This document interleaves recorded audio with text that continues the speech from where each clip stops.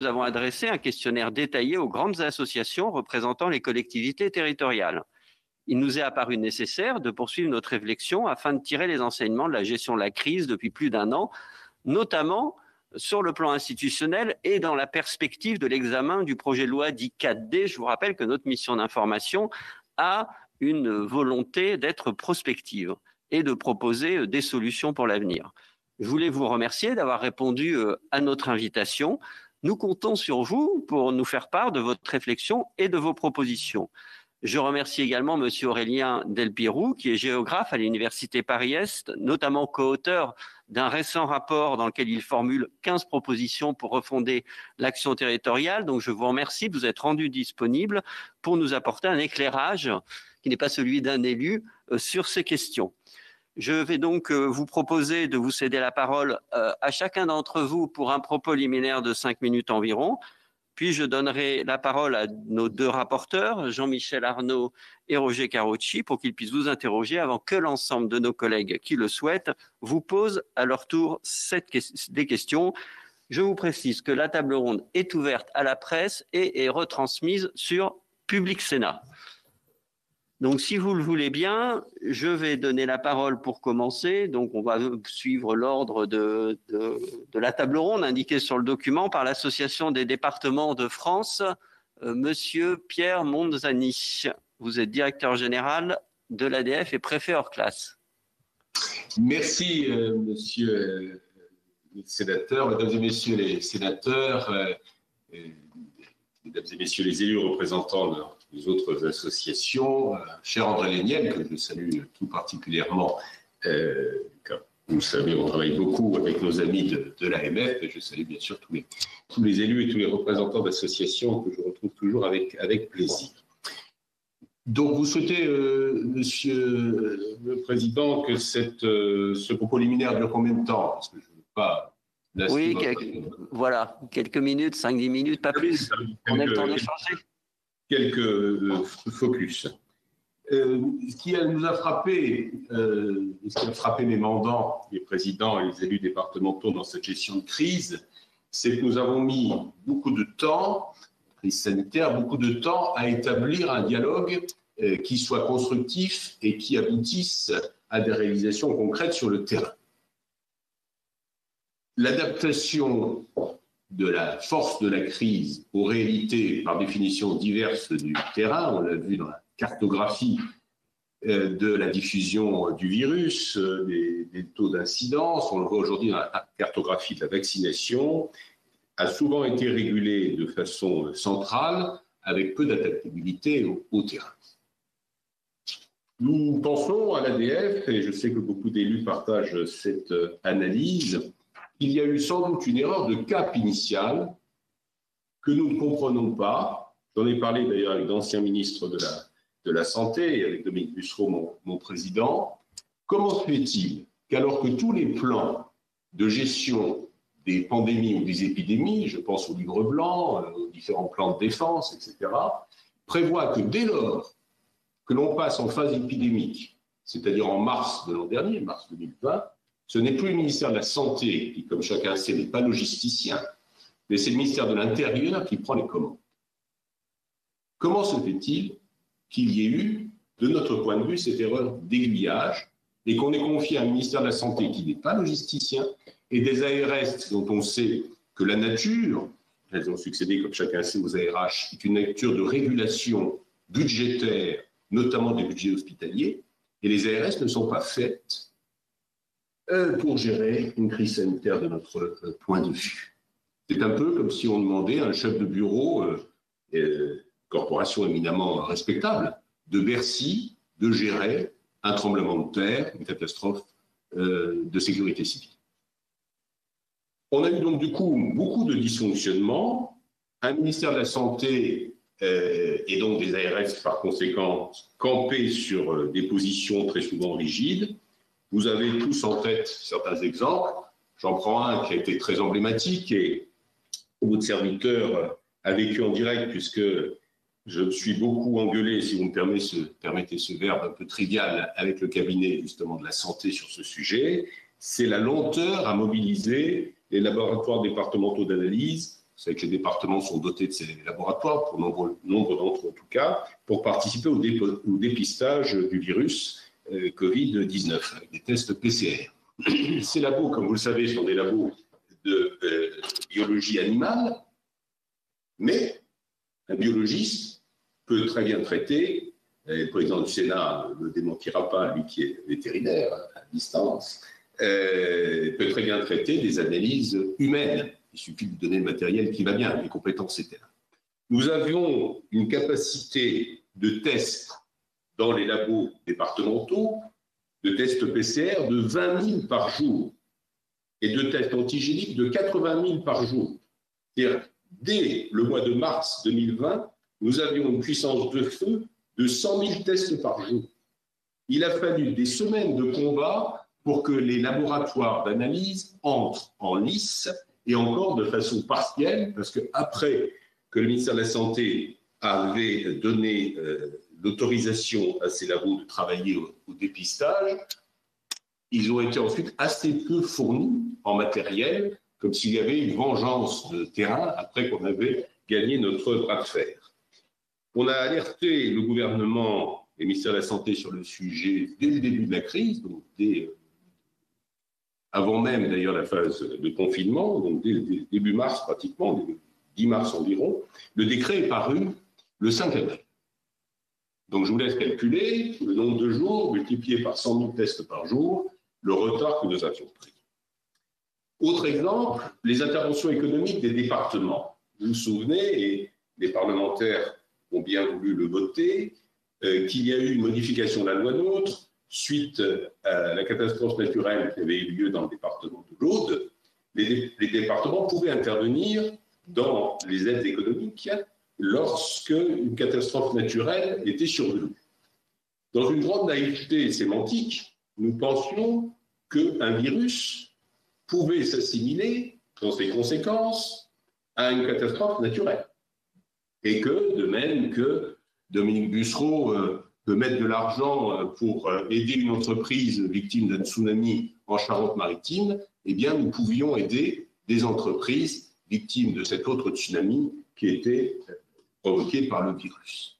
Et là, nous avons eu de grandes disparités.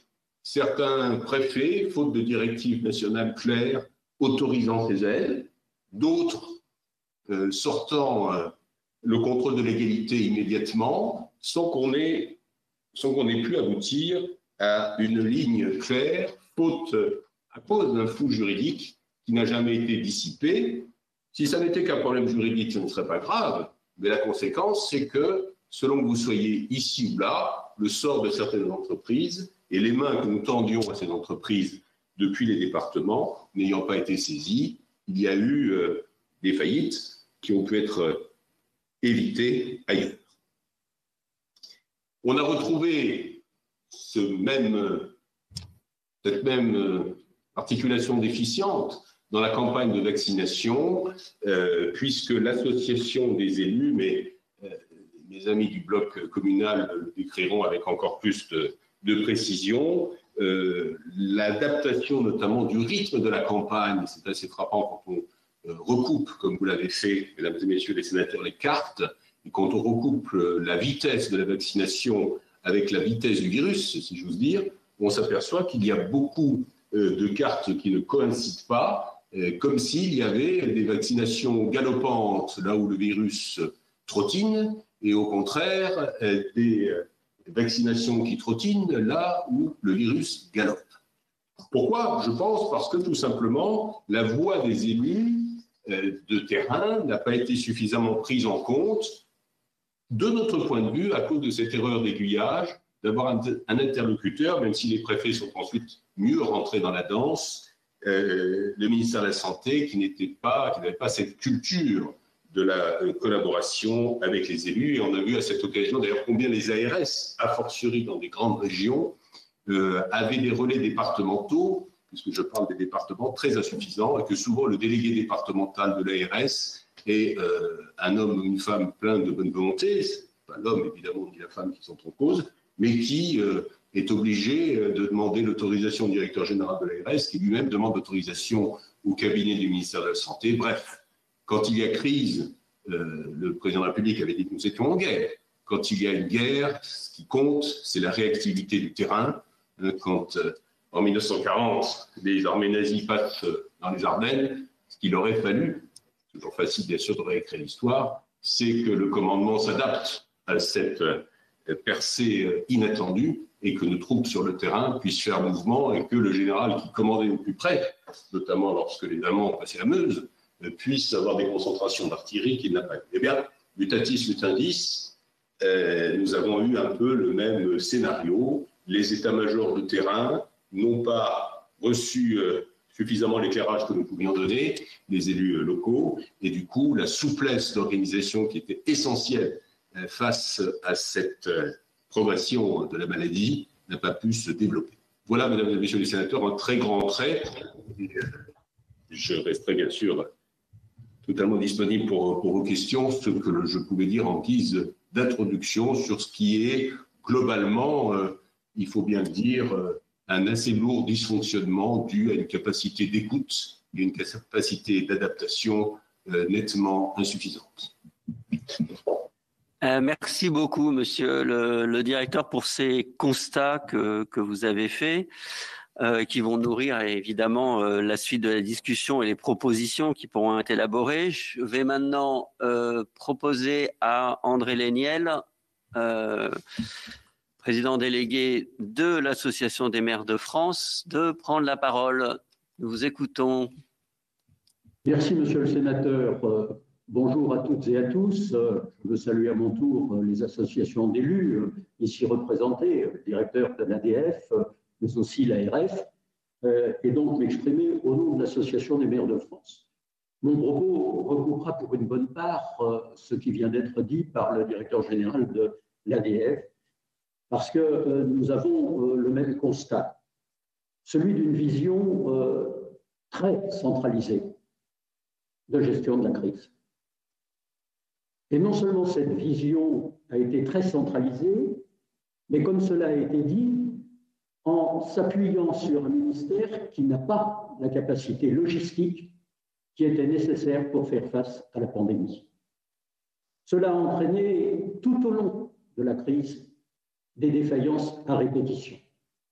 Je rappellerai simplement quelques épisodes où, heureusement, que les maires et leurs équipes municipales étaient là pour répondre rapidement, efficacement aux attentes de nos concitoyens. C'est d'abord l'épisode des masques, où pendant un certain temps, pour ne pas dire un temps certain, ce sont souvent les communes qui ont fourni, y compris parfois au centre hospitalier, ça a été le cas dans ma ville, les premiers masques qui étaient nécessaires pour que les soignants puissent faire leur travail dans des conditions de sécurité approximatives, mais néanmoins améliorées grâce à l'apport des collectivités locales. Ça a été, en plus, j'allais dire, le déni de l'action qui a été menée, puisque les plus rapides, ceux qui le plus rapidement ont mis en place des dispositifs pour distribuer les masques, sont ceux qui n'ont pas été, pour l'immense majorité de leurs investissements, compensés par l'État. C'est vrai aussi des tests, où là aussi, beaucoup de collectivités ont mis en place des dispositifs qui ont permis de tester beaucoup plus rapidement, beaucoup plus efficacement. C'est vrai encore aujourd'hui. On le voit à travers la mise en place des centres de vaccination. Car l'appareil des ARS n'est pas en capacité, à travers des hôpitaux souvent affaiblis et surchargés de travail, de faire face aux impératifs. Et dans le même temps, à chaque fois, on nous sollicite, on nous demande d'intervenir, mais on refuse de prendre en compte les efforts en personnel, en structure, en finances que consentent les communes pour l'essentiel. Mais cela est vrai pas seulement dans le domaine de la santé, c'est bien entendu flagrant. Il est flagrant qu'il faudrait une autre organisation de la santé dans notre pays. Mais est-il normal que dans le Ségur de la santé, par exemple, l'Association des maires de France n'ait jamais été entendue? Alors que nous sommes sur le terrain, que c'est nous qui, au quotidien, souvent, répondons aux exigences sanitaires, alors que ce n'est pas dans nos compétences. Il faut donc une réforme des ARS et bien entendu de la gouvernance des ARS, mais aussi de la gouvernance des centres hospitaliers, où il serait totalement nécessaire que les maires sièges d'un centre hospitalier puissent présider les conseils d'administration de ces établissements. Mais cela a continué à travers tous les autres services publics de proximité. Dois-je parler du premier protocole qui nous a été envoyé par l'Éducation nationale? Il faisait 64 pages. J'ai pris ma plume, je l'ai réduit à 7 pages. Nous l'avons, à travers l'AMF, diffusé dans toute la France et il a fini par être le protocole, y compris accepté par le ministère de l'Éducation nationale. De 64 à 7 pages, pour dire l'essentiel, pour dire ce qui était faisable sur le terrain. Mais on pourrait continuer. Bien entendu, j'ai écouté la communication qui a été faite au début de cette séance sur ce qu'a dit la ministre de la Culture. Et quel extraordinaire contresens de considérer que c'est nationalement qu'on doit décider si l'on est capable d'ouvrir un musée, si l'on est capable d'ouvrir une salle de spectacle. Elles ont toutes des caractéristiques différentes. Il y a des musées qui ont de vastes espaces et qui pouvaient parfaitement être ouverts dans toutes les conditions de sécurité requises. J'avais proposé dans ma propre ville d'ouvrir mon musée qui est vaste, plusieurs milliers de mètres carrés, en réservant 30 mètres carrés par visiteur, ce qui était bien au-delà de toutes les normes de sécurité dans tous les établissements qui étaient ouverts. Non, on a répondu non, nationalement, ça n'est pas possible. Tout simplement parce que le gouvernement, depuis le début, a préféré l'esprit de système à l'esprit de finesse. L'esprit de système, ça consiste à toiser tout le monde de la même façon. C'est-à-dire, c'est interdit, sans regarder sur le terrain, avec esprit de finesse, ce qui aurait pu être ouvert, ce qui aurait pu être mis en œuvre. Mais on pourrait étendre mon propos à beaucoup d'autres domaines. C'est vrai dans le domaine du sport, c'est vrai du sort qui est fait aux associations, mais aussi dans le domaine économique, où il aurait été possible d'ajuster en s'appuyant sur les élus locaux, dans un dialogue serein, efficace avec les préfets. Alors on nous dit, mais le dialogue avec les préfets existe, et je confirme, il existe, et j'ai eu pendant la crise 2 préfets successifs, j'en suis au 2e, ça se passe très bien dans le dialogue. Mais ce dialogue s'arrête vite, tout simplement parce que quand je pose toute une série de questions, j'ai encore fait cette semaine, comme mes collaborateurs, sur la réouverture d'un certain nombre de structures, ce qu'on appelle les établissements recevant du public, les ERP. Et chaque fois qu'on pose des questions, on nous dit « Ah oui, bah, ça, c'est pas dans la circulaire, il faut qu'on interroge le ministère. » Et nous sommes systématiquement dans ce dialogue complexe. Et je comprends la difficulté des préfets de leurs services qui n'ont pas les éléments de réponse. Tout ça parce que systématiquement, on ne fait pas confiance au terrain. On ne veut pas considérer que les élus locaux sont majeurs. Il faut les encadrer. Il faut que tout s'applique, non pas de manière égalitaire, parce qu'il faudrait alors que les situations soient égales partout, mais de façon systémique et systématique. Et je crois que la grande leçon de cette période, c'est que si nous ne sommes pas capables, pour notre pays, tous ensemble, de redonner les responsabilités réparties intelligemment entre un État qui, à force de vouloir tout faire, finit par mal faire, et des collectivités qui seraient prêtes à mieux faire si on leur redonnait les moyens humains, les moyens financiers et surtout les moyens administratifs et juridiques. Je crois que la grande leçon de cette crise, c'est qu'il faut faire confiance aux élus locaux. Il y en a plus de 500 000 dans notre pays qui se consacrent pour 90% d'entre eux totalement bénévolement au service de leurs concitoyens. Et ne pas leur donner les capacités d'action, ne pas leur donner la liberté d'action, c'est en quelque sorte affaiblir l'ensemble de notre nation. Et je pense que les leçons à tirer de cette crise devraient aller dans ce sens des libertés, des équilibres et de la volonté de décentralisation réelle. Je vous remercie. Merci beaucoup. Et effectivement, pour nous, c'est un enjeu de savoir comment traduire cette confiance nécessaire qui est indispensable même pour l'efficacité de l'action publique en les élus locaux dans la législation et dans les textes qui vont arriver à notre examen. C'est une de nos pistes importantes de travail.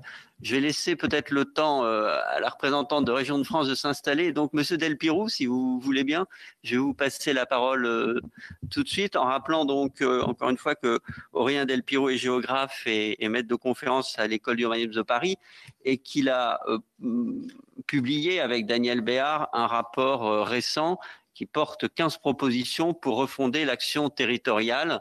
Et je suis certain que les propos de Pierre Monzani et d'André Léniel vont vous inspirer des réactions. Je vous passe la parole. Merci beaucoup, Monsieur le Président. Je vous remercie tous collectivement d'avoir pris ce risque insensé d'inviter un universitaire au cœur de la représentation nationale dans cette période de suspicion généralisée. Nous sommes toujours à votre disposition pour participer aux travaux d'intérêt général. Nous ne sommes ni enfermés dans nos laboratoires. Pour ma part, je mène des recherches de terrain et j'ai été élu 15 ans d'une petite commune rurale dans le Berry, le haut du Berry, donc pas l'Indre, cher à Monsieur Léniel, le nord du Berry. Et nous ne sommes pas tous inféodés à je ne sais quelle idéologie nauséabonde. Alors, si vous m'avez invité, je suppose c'est pour que je vous donne un autre éclairage, que je fasse un pas de côté. Alors, je vais jouer ce jeu de manière tout à fait respectueuse pour le travail mené par les élus, mais aussi en m'efforçant d'être aussi franc et sincère que possible. Première chose que je rappelle en préalable, le virus, cette crise sanitaire terrible a concerné la totalité des territoires en France. Elle a fait, dans une large mesure, exploser les catégories traditionnelles d'analyse. Autant la première vague a été concentrée dans les grands centres urbains avec un effet de densité qui a joué sur le taux d'incidence et les contaminations, autant depuis la deuxième et la troisième vague, on a un virus qui circule partout, selon les grands axes de mobilité de notre territoire, et il circule aussi bien dans des départements très ruraux que dans des grandes aires urbaines. On a beaucoup de mal à comprendre d'ailleurs les modalités de diffusion du virus, mais il est articulé, en fait, il est le témoignage d'une France qui aujourd'hui n'est plus structurés en grandes catégories de territoires, mais dans lesquels les échanges sont très nombreux et très fluides. Pour moi, le grand enseignement de cette crise, finalement, alors ce virus a fait beaucoup de victimes, des victimes humaines, tragiques, on en connaît tous autour de nous. Au plan institutionnel, pour moi, la grande victime du virus, c'est la décentralisation à la française. Le virus a montré quoi? En réalité, a montré que la façon dont est envisagée la décentralisation depuis 15 ans maintenant, c'est-à-dire d'une façon très institutionnelle, selon un mécano de compétences, de répartition, de listes, était tout à fait inadaptée à la réponse à des crises systémiques comme la crise sanitaire. Donc, cette illusion du précaré à la française, où chaque, finalement, collectivité pense pouvoir faire mieux que l'autre, dès lors qu'on lui donnerait plus de compétences, plus de moyens, à mon avis, a été très largement remise en question. 3 points rapides. Alors, on se compare beaucoup pendant cette crise sanitaire. On se compare le taux de vaccination, le nombre de morts par habitant. Ça invite à un peu d'humilité sur la situation française et ça invite aussi à relativiser, j'allais dire, les grandes incantations en matière d'organisation territoriale. A-t-on fait mieux que la Grande-Bretagne dans la gestion de ce virus? La Grande-Bretagne a 268 communes, c'est un des États les plus centralisés au monde, dans lequel la gestion du local est confiée à des comtés qui n'ont quasiment pas de moyens et de compétences. A-t-on fait mieux que l'Italie? L'Italie, au contraire, est beaucoup plus décentralisée.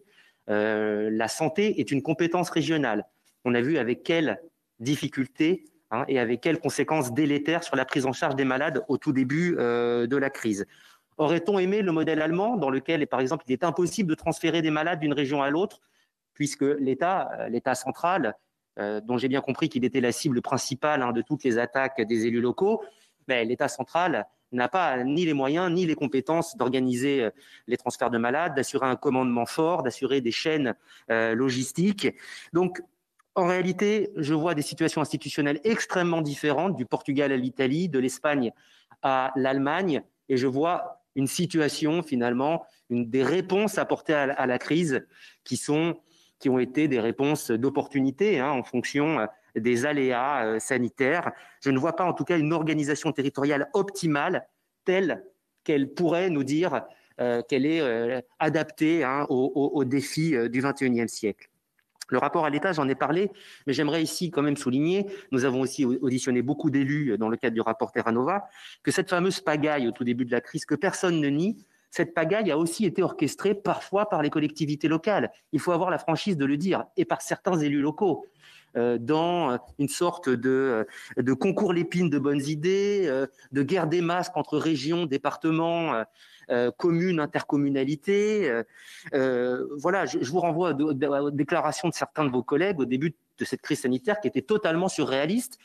Et quand j'entends Renaud Muselier évoquer des commandes de vaccins Sputnik V pour la région PACA, alors que c'est là encore ni sa compétence ni ses moyens, j'avoue que je suis un peu surpris. J'entends là, par exemple, que chaque collectivité aurait pu mieux faire, mais la question tendre une main, c'est bien, c'est vrai, les départements ont fait beaucoup, mais il faut aussi se mettre à la place finalement à qui on tend la main. Quand il y a trop de mains tendues, vous avez cité l'exemple du développement économique, c'est une compétence régionale, chef de file, c'est une compétence communautaire, le département aussi peut intervenir dans certains cas. Mettez-vous à la place des entreprises, il y a tous les dispositifs de l'État que vous connaissez bien, on est dans l'illisibilité totale, vous voyez, j'en perds mes mots. Donc, moi, ce que je crois, et je vais conclure, ce que je crois, c'est que la solution n'est pas de décentraliser plus.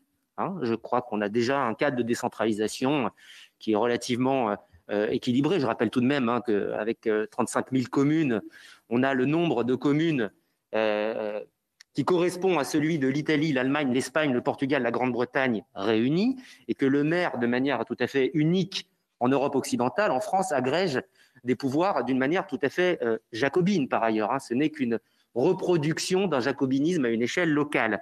Mais bref, ce que je crois, moi, fondamentalement, ce n'est pas de réactiver, par exemple, les dispositifs maire-préfet qui nous renvoient vraiment à un temps ancien. Ces dispositifs ont 200 ans. Si on pense qu'ils sont adaptés à la gestion des crises et des réalités territoriales contemporaines, moi, je pense qu'on fait erreur. Je pense que la réponse est dans la coopération, dans l'organisation de chaînes de décision et non pas dans l'attribution de compétences fixes et rigides.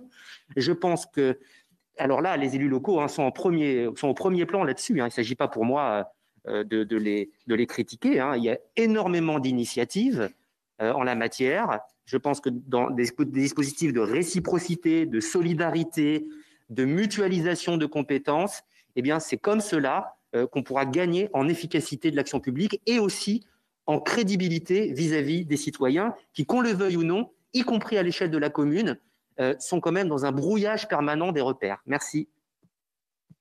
Eh bien, merci beaucoup à vous pour la clarté de vos propos et pour la contribution au débat. Voilà. Mais soyez convaincus qu'on accueille très souvent des universitaires et des personnes extérieures au Sénat. Et deuxièmement, que c'est une enceinte parlementaire où on aime le débat et où on débat volontiers et en allant justement au fond des choses et où on échange des arguments. C'est ça qui fait l'utilité de la vie parlementaire et dont l'exécutif devrait se souvenir parfois. Je vais maintenant passer la parole à Farida Adlani, qui est pour Région de France et qui est Farida Adlani, est vice-présidente de la région Île-de-France, chargée des solidarités, de la santé et de la famille. Merci et on vous écoute pour quelques minutes. Merci, j'ai l'honneur de représenter la région Île-de-France. Donc, en tant que vice-présidente de la région Île-de-France en charge de la santé, je voudrais faire un état des lieux sur la crise sanitaire inédite qui a quand même conduit la région Île-de-France à assumer de nouvelles responsabilités avec pour méthode constante le travail avec tous les acteurs.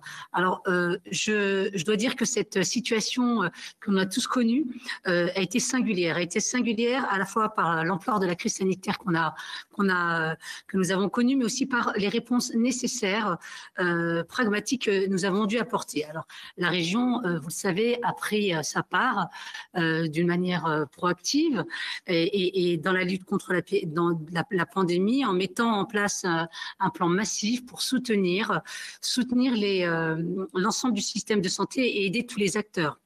Alors, dès le début de la crise, la présidente des régions, Valérie Pécresse, a plaidé, et sur ce point-là, je pense qu'on n'est pas d'accord sur la régionalisation et sur, en tout cas, une approche régionalisée. C'est-à-dire qu'il y a des indicateurs qui nous permettent de penser que, avec ce qui a été fait par la région de France dès la première crise et dès la première vague, eh bien, on a été très proactif. J'en veux pour preuve les 30 millions de masques que la région de France a commandés, et ce qui a permis effectivement ces commandes, c'est les liens qu'on avait tissés avec les Chinois, donc 30 millions de masques. Avant même le 30 mars, on en était déjà à 10 millions de masques qui avaient été commandés et distribués. Donc une aide des Franco-Chinois et un maillage de terrain. Donc cette intervention qui a été rendue possible par un maillage territorial avec les maires. Nous sommes pour une approche territorialisée avec le lien qui a été mis en place notamment par une boucle WhatsApp que nous avons créée, qui permettait en fait une réactivité et des maires et des élus locaux. On a eu des maires qui nous expliquaient qu'effectivement, en plein cœur de la crise, ils avaient reçu des dizaines et des dizaines de mails qui ne leur permettaient pas d'intervenir, de répondre très concrètement, puis avec parfois des injonctions contradictoires et des informations parfois contradictoires d'une semaine à l'autre. Nous avons travaillé avec les services de l'État, et cette étroite collaboration avec l'ARS était antérieure à cette crise sanitaire. Je vous rappelle que la région Île-de-France est le premier désert médical en France, et qu'on avait dès 2017 poussé un dispositif pour structurer et financer des centres de santé qui permettaient une offre de soins de proximité. Et cette démarche de proximité nous a conduit dès l'accord que l'État a donné et nous avons obtenu donc l'accord de l'État, de déployer des centres de dépistage sur l'ensemble de l'Île-de-France. Donc après les masques, c'est les centres de dépistage. Ces centres de dépistage, c'est une démarche de proximité,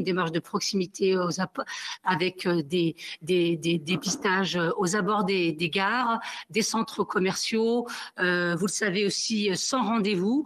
Nous avons également dépisté dans une centaine de villes, avec des bus, parce que pour nous, c'était important d'avoir un maillage territorial dans le très urbain, mais aussi dans les territoires ruraux, et également dans les lycées et CFA, parce que comme vous le savez, la région Île-de-France est compétente sur les lycées.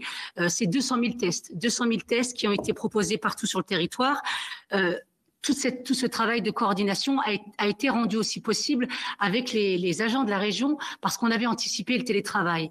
On a des accords dans le cadre du dialogue social, et cet accord sur le télétravail, donc avec des agents qui étaient très réactifs. Et étant donné qu'on avait anticipé le télétravail, on a permis cette continuité, cette proximité, et ce télétravail, on l'a aussi anticipé dans les lycées. Dans les lycées, on a distribué des ordinateurs, puisque aussi la question qui nous a été posée, c'est quelles conséquences de ce confinement, comment on a pu intervenir très concrètement dans les compétences que nous avons, mais aussi dans les innovations qu'on a pu avoir. Eh bien, les lycées, c'est des tablettes, c'est des ordinateurs à tous les lycéens. Et dès septembre 2020, on a distribué aussi dans toutes les classes de seconde un ordinateur aux enseignants, mais aussi aux lycéens. Une offre d'outils pédagogiques pour permettre cette continuité pédagogique nécessaire. Et moi qui suis élue en Seine-Saint-Denis, maire adjointe de Villepinte, j'ai vu la précarité, j'ai vu les difficultés, le décrochage scolaire de ces jeunes, notamment dans les écoles, avec des parents très très en difficulté. Donc, et c'est vrai que cet outil pédagogique, cet outil numérique et cette continuité pédagogique a permis effectivement de limiter les décrochages scolaires. Donc, il y avait une montée en puissance, parce que on avait jusqu'au plus haut de la crise en avril 1 million de connexions par jour. On a donc augmenter l'offre d'outils éducatifs avec des classes virtuelles qui permettaient une interaction avec les professeurs. Et nous avons aussi déployé des référents numériques pour permettre justement cette coordination dans tous les lycées en Île-de-France. En avril 2021, vous savez, il y a eu ces classes fermées avec encore une fois dès lors qu'il y avait trois personnes qui étaient infectées, eh bien la classe était fermée, donc des difficultés aussi de continuité dans les lycées. Nous avons permis un doublement du nombre de connexions durant la semaine d'avril. On a fait des travaux pendant les vacances scolaires pour justement monter en puissance et permettre ces connexions qui étaient indispensables. On a aussi dans les lycées, on a fait appel à l'intérim, un dispositif encore une fois qu'on a anticipé avant la rentrée, qui permettait notamment pour les agents de cantine et tous les agents dans les lycées, eh bien de travailler et de permettre le bon fonctionnement dans les lycées, donc avec des contractuels supplémentaires. C'est 2000 contrats d'intérim qui ont été signés. Cette démarche de proximité nous a conduit aussi à intervenir, et vous le savez, vous en avez entendu parler, de la réanimation. Encore une fois, la région Île-de-France, qui n'est pas compétente en la matière sur la santé, eh bien c'est 500 lits de réanimation dans les hôpitaux, 500 lits de réanimation éphémères, modulaires, qui permettent d'avoir des patients qui ont de l'oxygénation, qui soient évidemment intubés si nécessaire, et éviter aussi de fermer des lits ou de fermer des lits de chirurgie et les déprogrammations. Comme vous le savez, ces 500 lits de réanimation, c'est avec l'Europe, c'est 10 millions d'euros avec le programme REACT-EU, et en moment où je vous parle, c'est 47 établissements en Île-de-France qui ont été financés. Alors c'est un financement à 100%. Et la région a aussi, pour les soignants qui ont payé un lourd tribut pendant cette crise, financé des salles de repos qui permettent effectivement d'avoir des salles qui permettent aux soignants de se poser 2 minutes. Et ça a été fait avec l'association Anne Roumanoff qui s'appelle La solidarité avec les soignants. Et à ce jour, c'est 412 salles équipées dans 237 services différents. Je voudrais aussi parler de ce que la région a fait pour les étudiants. La région a une compétence, n'a pas de compétence au sens propre du terme dans les universités. Pour autant, nous travaillons étroitement avec les présidents d'universités, les associations qui nous ont sollicité notamment sur les difficultés psychologiques des étudiants avec des détresses, des tentatives de suicide et une difficulté mentale. Donc nous avons une plateforme et nous avons créé une plateforme de téléconsultation qui s'appelle Écoute étudiant et qui permet le soutien psychologique aux étudiants et qui a été créée en lien avec l'association fondamentale. C'est 26 000 visiteurs, 37 000 connexions, c'est 227 000 pages qui ont été vues, avec des modules qui sont le plus consultés comme celui de « Je me sens triste » et où j'ai des pensées sombres, où j'ai des difficultés à travailler. On a un quart des étudiants qui ont consulté 2 fois.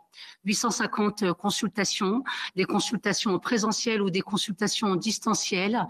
Et malheureusement, on a une augmentation de ces consultations de ces étudiants. Nous avons aussi, et encore une fois, avec le lien étroit qu'on a avec les universités, on s'est rendu compte qu'il y avait des étudiants qui dormaient dans leur voiture, sur le parking, dans les salles de classe, faute d'hébergement. On a ouvert 2 hôtels porte de Saint-Ouen et porte de Châtillon pour permettre le logement d'urgence de ces étudiants avec notre opérateur qui est l'association La Croix-Rouge, qui fait le lien et qui est H24 avec des personnes qui sont là pour faire cette coordination, et le lien avec le Crous pour derrière ça avoir un logement pérenne. On a aussi permis des distributions de denrées alimentaires depuis le printemps dans les campus avec les associations et dans les villes avec un réseau de partenaires. Voilà ce que je voulais dire sur l'action de la région et les conséquences de ce confinement. Peut-être dire un mot aussi sur cette vaccination, mais je répondrai peut-être aux questions qui sont posées sur le lien entre la région Île-de-France et toutes les collectivités et des financements qui ont permis aux maires de mettre en place cette vaccination dans ces centres de vaccination. Je vous remercie. Alors, merci beaucoup pour ce témoignage et cet exposé des actions de la région. Je vais maintenant passer la parole à nos deux rapporteurs, en commençant par Jean-Michel Arnaud, qui vont donc vous poser leurs questions. Oui, merci Monsieur le Président. Merci, chers collègues, de votre présence ce matin, ainsi que le rapporteur Roger Carucci. Nous sommes très heureux, Monsieur Delpirou, d'accueillir des universitaires. Cela a été dit par le Président. Cette maison est ouverte au dialogue, aux échanges, même si il peut y avoir des constats de divergence sur l'analyse et les propositions. Je voulais remercier les représentants des grandes associations d'élus qui finalement ont fait écho à notre vision de sénateurs de terrain sur finalement, je retiendrai essentiellement la phrase du représentant de l'Assemblée des départements de France, des dysfonctionnements lourds en capacité d'écoute et d'adaptation insuffisante de la part de l'appareil d'État. J'aimerais, première question, vous faire réagir sur finalement, non pas sur les dysfonctionnements des collectivités locales, notre collègue universitaire a dit un certain nombre de choses assez saillantes, mais sur finalement la chaîne de commandement de l'État. Vous avez notamment mentionné à plusieurs reprises l'erreur d'aiguillage initiale entre le ministère de la Santé et le ministère de l'Intérieur.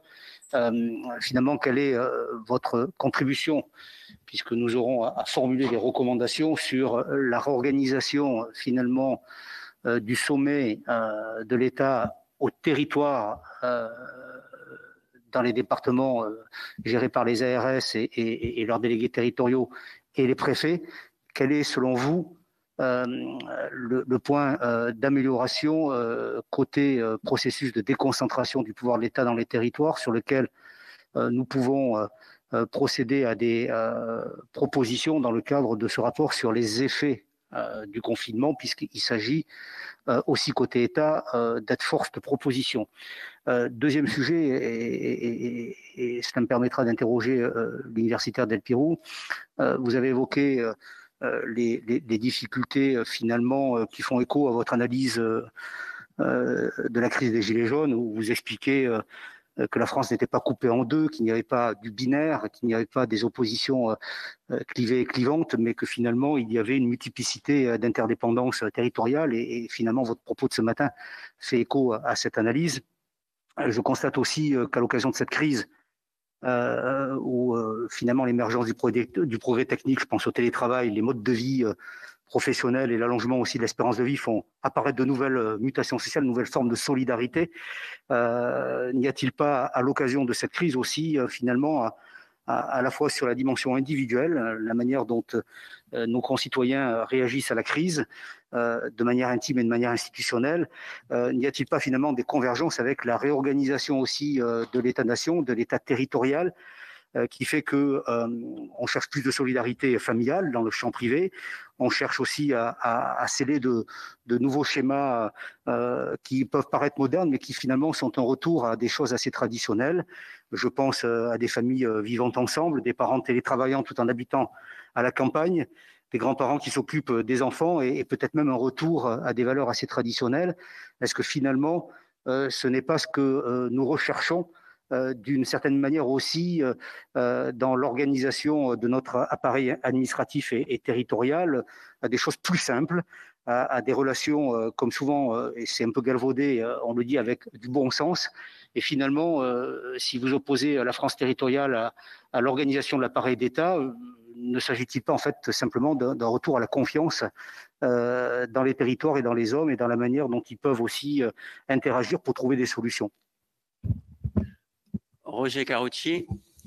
Oui, moi, je commencerai par dire que je ne suis évidemment pas du tout d'accord avec M. Del Pirou. Bon, chacun ses conceptions. Moi, je considère que, comme l'a dit d'ailleurs André Léniel, les 500 000 élus locaux, ça fait peut-être beaucoup, M. Del Pirou, mais c'est jamais assez quand il faut de la solidarité locale. Et c'est jamais assez quand vous voyez des familles en difficulté qui se demandent vers qui se tourner, parce que quand elles se tournent vers les administrations, elles ont affaire à des téléphones. Elles n'ont pas affaire à des gens. Et franchement, moi, je me félicite qu'il y ait encore dans ce pays un tissu d'élus qui puissent défendre et les solidarités et la démocratie de proximité. Parce que sans ça, un jour, la démocratie disparaîtra. Question. J'ai bien entendu, aussi bien pour les départements, pour les mairies, pour les régions. Moi, je suis très frappé, puisque je me suis un petit peu occupé de ça dans mon département des Hauts-de-Seine, mais très clairement, au tout début, il y a eu une sous-estimation de l'ampleur de la crise par le gouvernement, par l'État. Très clairement, enfin, au-delà des questions de dysfonctionnement, que ce soit les ARS, que ce soit le ministère de la Santé, on avait vraiment le sentiment que c'était, après le premier confinement, ouf, vous allez voir, ça va quand même très nettement s'apaiser, s'atténuer. Et on l'a vu d'ailleurs dans le fait qu'il n'y a pas eu de déconfinement organisé. On a déconfiné au mois de mai 2020 et à partir de là, on a cru qu'il n'y aurait pas de deuxième vague, qu'il n'y aurait pas de... Et on a vu à ce moment-là, moi je l'ai vu dans mon département, mais c'était partout. On a vu les mairies, on a vu les départements, on a vu les régions dire attention, c'est pas ce qu'on vit. Et nous vous disons halte au feu, on a besoin de masques, on a besoin de tests, parce que la crise n'est pas finie et nous, vraiment sur le terrain, on voit bien que non, ça ne va pas se finir comme ça. Et on a vu, je reprends un petit peu ce que disait Jean-Michel Arnaud, le fait qu'il n'y a pas eu de territorialisation du tout, il n'y a pas eu de volonté de la part du gouvernement de faire des différenciations territoriales entre les régions très touchées, pas touchées, les régions littorales, pas littorales, et c'était l'uniformité. Est-ce que ce n'est pas cette uniformité de la réponse qui n'a pas mis toutes nos collectivités dans la difficulté? Et est-ce que ce soit les mairies, les départements, les régions, vous ne vous êtes pas sentis plus tenus d'intervenir en vous disant de toute façon, il y a d'un côté une voix monocorde uniforme de l'État, ça correspond si peu, soit aux régions, je pense à l'Île-de-France, très touchées, soit pendant longtemps la Bretagne, très peu touchée. Et ça, finalement, l'État, voulant être uniforme partout, n'a pas répondu. Et la réponse, elle a été apportée par les élus locaux. Et est-ce que ça n'est pas ça le vrai souci? C'est que chacun, localement, a dû apporter la réponse qui n'était pas celle uniforme de l'État. Et puis, et j'arrête là, quand on a dit ça, on n'a pas dit ce que vous, éventuellement, vous proposez. Est-ce que les communes, les départements, les régions ont, pour l'avenir, des propositions à faire dans la réorganisation du lien avec l'État face à des crises, notamment à des crises sanitaires? Alors, voilà, vous avez des questions très précises de nos rapporteurs. Je vais vous repasser la parole à tour de rôle.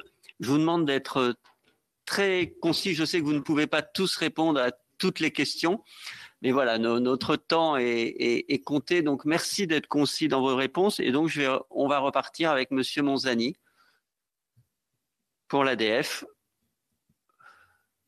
Merci, Monsieur le Président.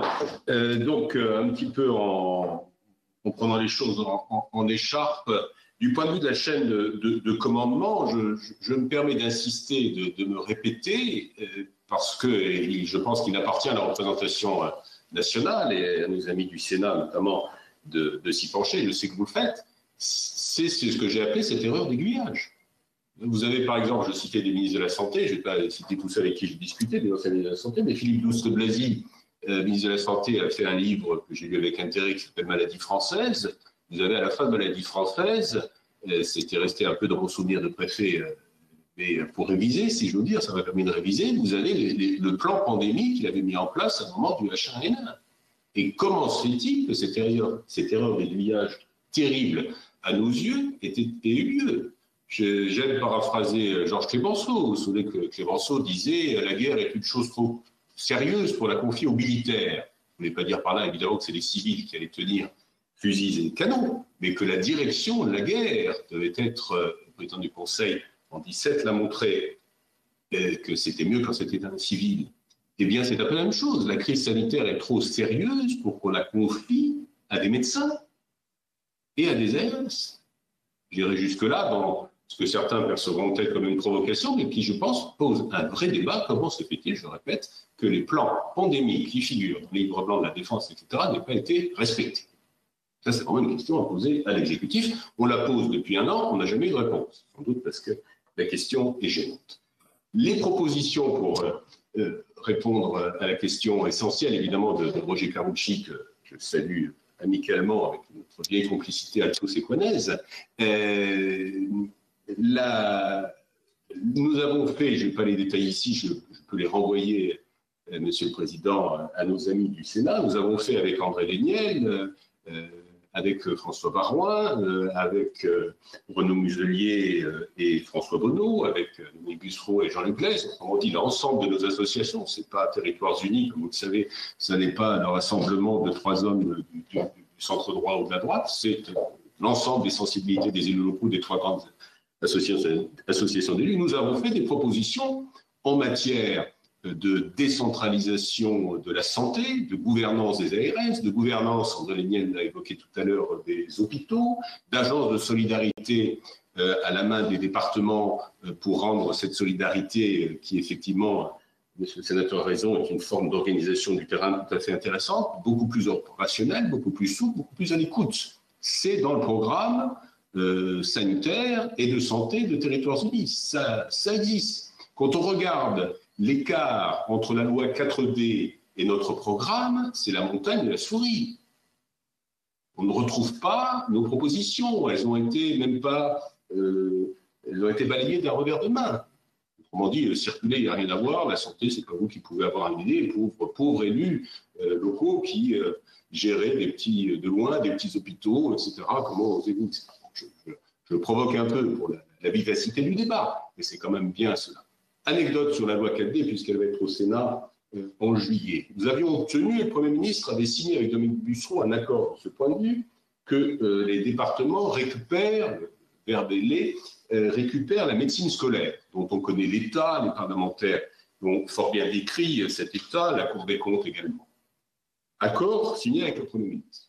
Dans le projet de loi tel qu'il apparaît, tel qu'il va être présenté bientôt dans quelques jours au Conseil des ministres, on n'a plus la médecine scolaire.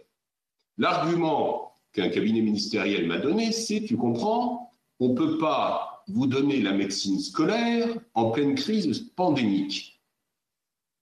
J'ai eu la faiblesse de penser, et Dominique Bussereau, évidemment, nous pensions de la même façon, qu'au contraire, c'est parce qu'il y a une crise sanitaire qu'il vaudrait mieux que la médecine scolaire fonctionne mieux. Donc vous voyez, dans cet écart de logique, nous avons tout l'écart des dysfonctionnements de la chaîne de commandement. J'ai cité tout à l'heure les laboratoires, on pourrait citer des tas d'exemples. Léniel a parlé à juste titre des masques, c'est que le bon sens, cette vertu que donne l'expérience du terrain, que les élus ont, que les préfets, quand ils sont des préfets de terrain, et que, comme disait Olivier Guichard, ils défendent autant leur territoire qu'ils défendent l'État et le gouvernement, et parfois plus leur territoire que l'État et le gouvernement, eh bien, ce vieux couple, vous savez, monsieur le professeur, monsieur le maître de conférence, il y a des vieux couples qui fonctionnent très bien et qui donnent des familles unies. Et le vieux couple maire-préfet est un couple qui est tout simplement une colonne vertébrale de la République. Alors on peut vouloir casser les colonnes vertébrales de la République, la démocratie, les élus locaux. Je ne dis pas que vous faites ça, monsieur l'universitaire, hein, mais voilà. Donc il y a les invariants, il y a les choses solides dans notre pays, et puis il y a les phénomènes de mode. C'est le ruissellement des métropoles, c'est le fait qu'il faut être big pour être beautiful, c'est bref, toutes ces idées qui sont à la mode et qui sont loin des réalités et loin des préoccupations des Français. Donc, cette chaîne de commandement, nous avons fait des propositions. La décentralisation dans le domaine de la santé, nous avons fait des propositions. Elles sont sur la table, elles sont noires sur blanc et elles permettront de mieux organiser ce qu'évoquait monsieur le rapporteur, c'est-à-dire cette espèce de bouillonnement et cette espèce de réactivité des Français pour s'adapter à la crise. Une petite remarque sur le télétravail qui a été cité, que je voudrais faire parce que je l'entends assez peu souvent. Je suis partagé avec beaucoup de mes élus à l'égard du télétravail, présenté comme panacée, comme nouvelle forme de travail, etc. Je voudrais souligner que l'entreprise ou le service public est un lieu où doit se faire l'égalité des collaborateurs, des employés, en fonction des origines. Moi, je ne distingue pas parmi mes collaborateurs de l'ADF quelle est leur situation de richesse, leurs origines familiales, évidemment leur couleur de peau, etc., etc. Or, le télétravail, par définition, ramène les gens à leurs conditions. Et ça n'est pas la même chose de télétravailler dans une villa des Yvelines avec piscine et avec un bureau pour monsieur, un bureau pour madame et un bureau pour chaque enfant, et de télétravailler dans un studio ou un 2 pièces avec les enfants qui tournent non pas autour du bureau, mais de la table de la salle à manger qui sert de bureau avec une ergonomie mal adaptée. Donc attention à ce que le télétravail ne soit pas une source de retour aux inégalités, alors que tout phénomène collectif, que ce soit l'entreprise ou l'administration, doit contribuer au contraire à hisser les femmes et les hommes vers un statut d'égalité. Je crois qu'il y a beaucoup d'effets pervers dans cette affaire. Voilà, très grand trait. Merci. Je permets, mesdames et messieurs les sénateurs, de vous renvoyer, André Léniel, je pense, sera d'accord, au travail, sans être trop imbus de nous-mêmes, au travail intéressant, en tout cas on a la faiblesse de le penser, les élus ont la faiblesse de le penser, en matière de proposition de décentralisation. Merci beaucoup, monsieur le directeur. Et pour notre part, nous nous permettons de vous renvoyer au rapport de notre commission d'enquête, dont avec Catherine Deroche et Sylvie Vermeillet, nous étions rapporteurs, où nous analysons notamment la question de la non-activation du plan pandémie au début de l'année dernière. Je vais passer la parole à André Léniel maintenant. Merci, monsieur le sénateur. D'abord, quelques remarques par rapport à ce qui a été dit.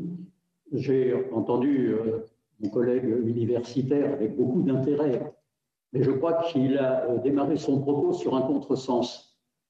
Il a expliqué que cette crise aurait démontré que la décentralisation était inadaptée. Il y a juste un détail, c'est que justement, il n'y a aucune décentralisation en matière sanitaire.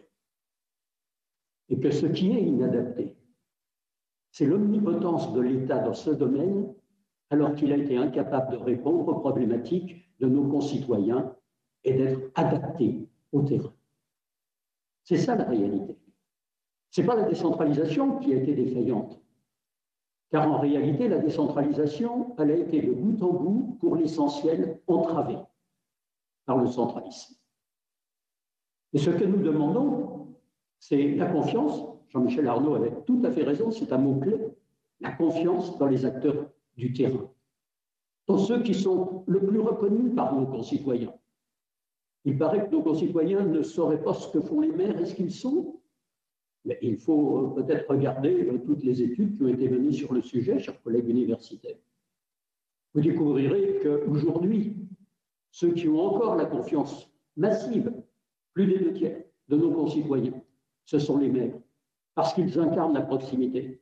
Et dans cette crise, si vous demandez à nos concitoyens qui a été leur interlocuteur, ce sont les élus locaux.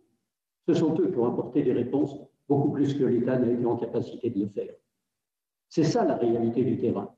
C'est bien de faire des études au tableau noir. J'ai beaucoup fait aussi, puisque universitaire fut mon métier. Mais je crois qu'être sur le terrain, c'est une toute autre réalité et une toute autre démarche que l'on constate. Sur les propositions, je partage tout à fait ce que M. le directeur général de l'ADF a dit. Nous avons fait des propositions. Nous avons fait des propositions en matière de gouvernance sanitaire. Nous avons fait des propositions en matière de réforme constitutionnelle. Nous avons fait des propositions j'allais dire, dans tous les domaines de la réorganisation, de l'organisation de l'État et de l'organisation des collectivités territoriales. Et pas du tout passéiste, bien au contraire. J'étais un de ceux qui ont été parlementaires à l'époque où il y a eu les lois de 1982. Ça ne me rajeunit pas, mais ça me laisse des souvenirs. Ça a été une grande réforme que cette réforme de décentralisation. Elle s'est étiolée ces dernières années, c'est vrai. C'est pourquoi il faut un nouvel élan de décentralisation. Moi, je préfère d'ailleurs parler maintenant d'un élan de liberté locale. Cet élan de liberté locale, je crois qu'il faut qu'il inverse la décentralisation telle qu'elle a été conçue en 1982. Ça ne pouvait pas être autrement en 82. Et nous sommes 40 ans après. Et il est temps d'en tirer un certain nombre de conséquences. Et je crois que la décentralisation, qui a été descendante, il conviendrait qu'elle soit ascendante. Je crois qu'aujourd'hui, ce qui est en cause, c'est de donner à l'État toute la capacité d'action dans les domaines qui doivent lui être réservés. C'est bien entendu les fonctions régaliennes, mais aussi toutes les fonctions de solidarité nationale. C'est aussi l'éducation, qui doit évidemment rester, en tout cas pour nous, nationale. Et puis il y a, j'allais dire, le principe de subsidiarité. Il faut définir ce qui est de la compétence de l'État. Tout le reste pouvant être décentralisé. Vous voyez que c'est une vaste ambition qui nous unit. Communes, départements, régions. C'est de redonner ce nouveau souffle aux libertés locales, tout en renforçant l'action de l'État. C'est cela la ligne que nous défendons dans le cadre de Territoires Unis et que nous avons, je crois, tout à fait explicitement définie. Les documents sont bien entendu connus des sénateurs. D'ailleurs, beaucoup avaient aussi des fonctions au sein de l'Association des maires de France ces dernières années, et donc ils pourront en témoigner. Oui, il y a des possibilités de modification. Oui, nous pouvons donner plus d'agilité et donc plus d'efficacité à l'État, et dans le même temps, retrouver la confiance et donner les moyens de la responsabilité à nos collectivités territoriales. C'est sur ce schéma que nous souhaitons, maintenant et pour l'avenir, continuer à faire des propositions en partenariat avec tous ceux qui le voudront bien. Merci beaucoup, André Léniel. Je vais passer la parole maintenant à Farida Adlani, qu'on finisse les réponses des élus avant d'entendre Monsieur Delpirou. Merci. Et effectivement, comme vous, je ne suis pas d'accord avec Monsieur Delpirou sur le fait que, notamment, effectivement, il fallait des mesures de restriction et ces mesures de restriction étaient nécessaires. Elles étaient nécessaires pour faire face à cette situation de crise. Elles étaient nécessaires aussi dans cette gradation parce qu'il y a aussi l'acceptabilité des citoyens et puis que les citoyens puissent en comprendre le sens. En revanche, sur toutes ces mesures, seule une approche territoriale est pertinente et il faut laisser au territoire et les élus de ces territoires les marges de manœuvre nécessaires. Je vous ai parlé tout à l'heure des masques. Si la région Île-de-France n'était pas là pour commander les masques, il n'y avait pas de masques dans les hôpitaux. Si la région Île-de-France n'était pas là pour commander les masques et les distribuer, si Valérie Pécresse n'avait pas créé cette boucle WhatsApp pour intervenir directement avec les maires, eh bien 30% des EHPAD, c'est un exemple, l'ARS a oublié 30% des EHPAD. Donc quand ils ont distribué les masques, il y a 30% qui étaient oubliés. Donc c'est les maires qui connaissent très bien leur territoire, qui connaissent le nombre d'EHPAD, le nombre de centres de santé, le nombre d'infirmiers, et c'est par les maires que ça fonctionne. Ce duo a très bien fonctionné avec la région. Il a aussi bien fonctionné avec l'ARS, pas parce qu'on a créé pendant la crise, mais que ça a été avant, en amont, ce lien avec l'ARS et avec les institutions, avec la région Île-de-France, c'est parce que Valérie Pécresse avait un lien particulier avec le DG de l'ARS. C'est ce qui a permis de décliner toutes les innovations que l'on a pu faire. Il faut aussi une meilleure compréhension et plus de transparence. Plus de transparence, c'est primordial pour et moi, à titre personnel, peut-être qu'il aurait fallu une étude pour justifier la fermeture de certains commerces. Si je peux aussi donner cet exemple-là, pourquoi fermer les librairies? On a bien vu que dans la deuxième vague, ensuite la troisième vague, les coiffeurs ont été ouverts. Donc plus de transparence et justifier ces fermetures. Je voudrais revenir aussi sur le lien qui a entre, à l'occasion de cette crise, c'est des liens qui ont été créés avant et pendant la crise, je l'ai dit, avec l'ARS, mais aussi avec le préfet de police, les services de l'État. Il faut que cette complémentarité, à l'avenir, elle soit pérennisée. Et c'est pas juste parce que c'est la crise sanitaire que toutes les bonnes forces, parce qu'on était certes en situation de crise, en situation de guerre, pour reprendre les propos du président de la République, mais il faut pérenniser là où ça a bien fonctionné.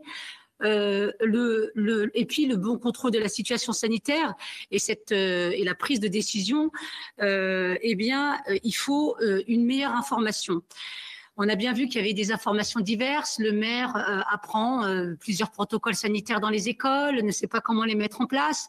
Et puis le citoyen lambda, quand il vient, il s'adresse pas ni au préfet ni à l'ARS, il s'adresse au maire parce que c'est la strate de proximité, c'est celle qui fonctionne bien. Jamais le téléphone n'a autant fonctionné. Et puis le maire qui était sur le terrain. Revenons encore au masque.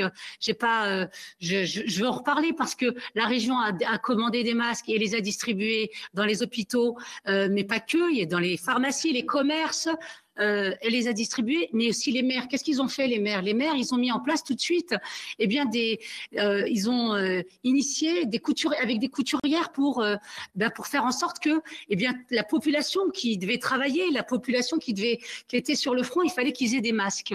Donc ça, c'est des innovations qui n'auraient pas été rendues possibles si la strate de proximité n'avait pas bien fonctionné.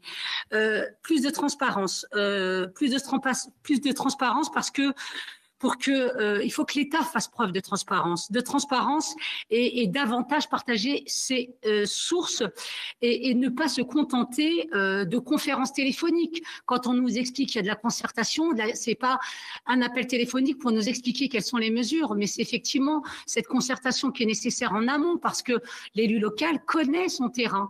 On ne peut pas considérer que l'Île-de-France est la même chose que dans le Finistère et on ne peut pas mettre les mêmes mesures en Île-de-France que dans d'autres départements quand on sait que les taux d'incidence sont particulièrement importants.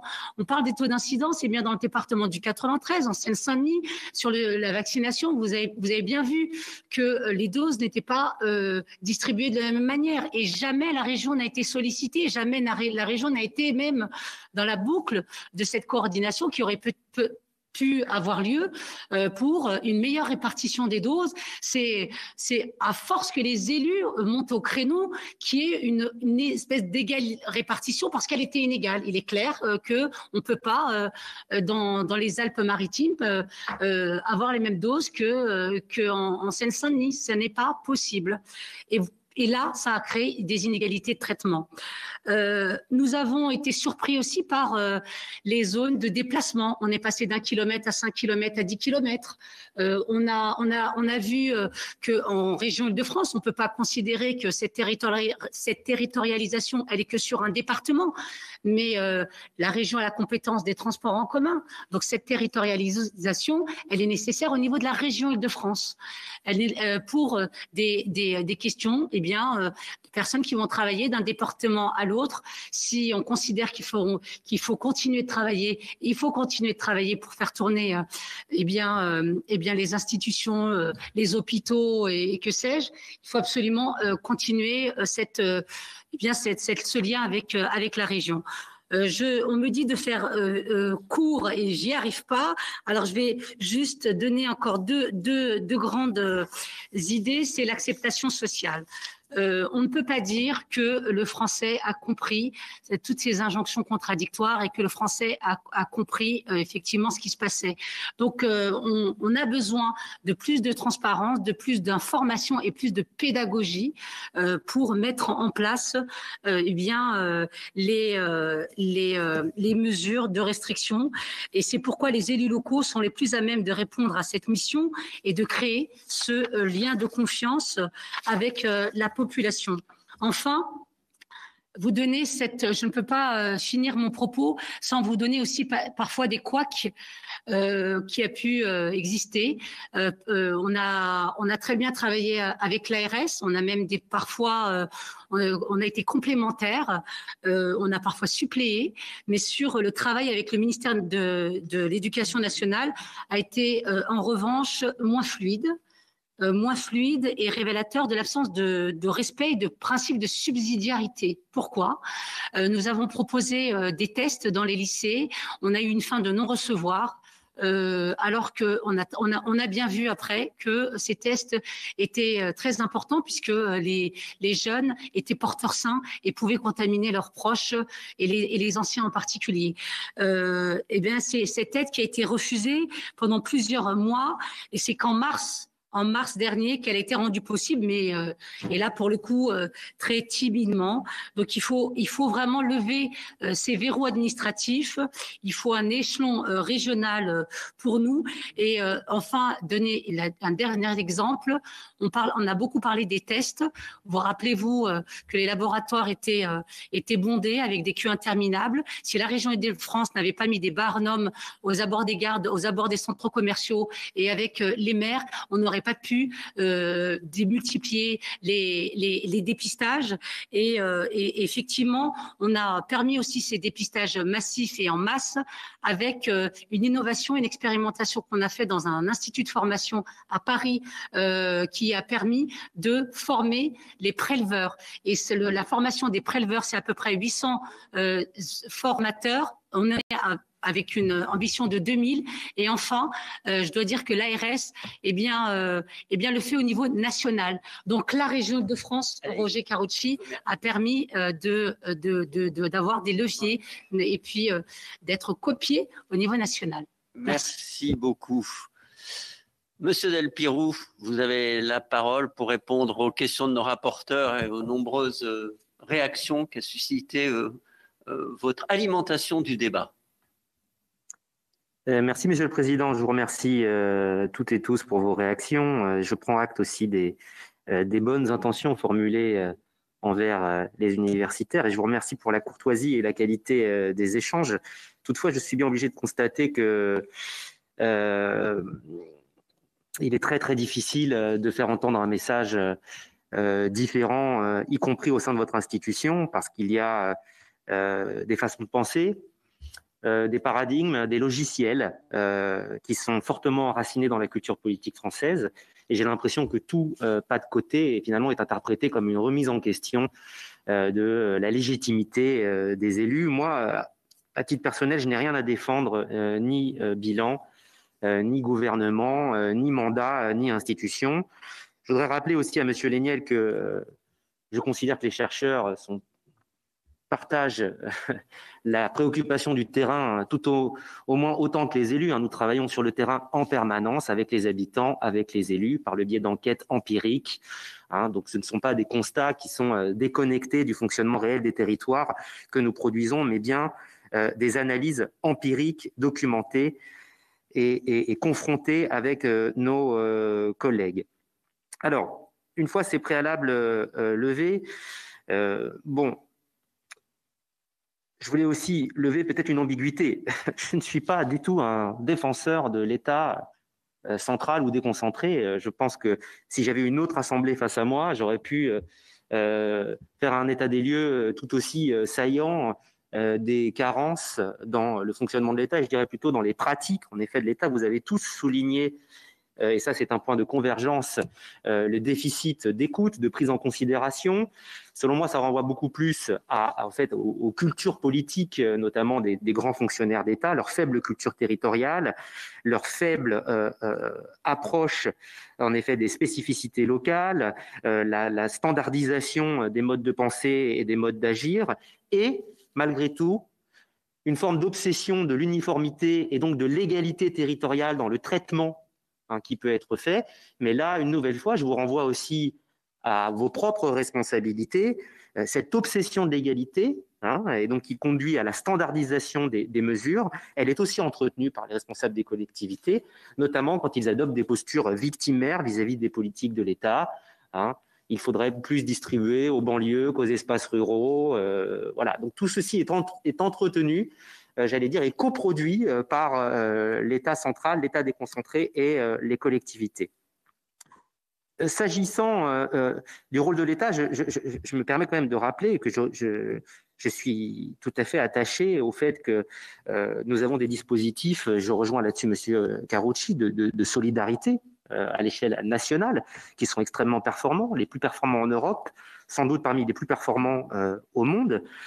Pour le représentant de l'ADF, je précise quand même que ces dispositifs sont très largement nourris par de la redistribution de la richesse économique créée, qui elle-même dépend dans une large mesure de la performance économique de nos grandes villes.